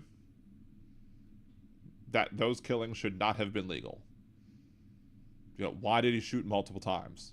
When after the first shot, the first person was on his way down and wouldn't have been able to pursue anymore. But no, he had to put 2 more bullets in him. And then everybody else who was chasing after him, they were trying to stop a guy with a gun from shooting anybody else. As you have the right to do. You have the right to step in, and especially in that state. Some states you might not, but in that state you have the ability to use lethal force to stop somebody else from using lethal force. Had Gage Grosskreutz, or whatever his name is, had been able to actually take out Rittenhouse, he would have said, I saw somebody who shot other people. I thought he was a danger to the community, and as such, I was shooting him before he shot anybody else. Could have claimed self-defense legally, and there you go. But that's the problem with these so-called stand your ground laws and these other laws that make an affirmative defense have to be disproven by a prosecutor instead of be proven by the person raising the affirmative defense. You can't get a conviction, and especially if the person who was shot is dead and can't testify, like George and Trayvon. George, he raised the affirmative defense of self-defense. It wasn't stand your ground, even though they have a stand your ground law in Florida. He was basically, by saying self-defense, the prosecution had to prove why it wasn't true. But proving a negative is a logical fallacy. We've discussed this on the show before. But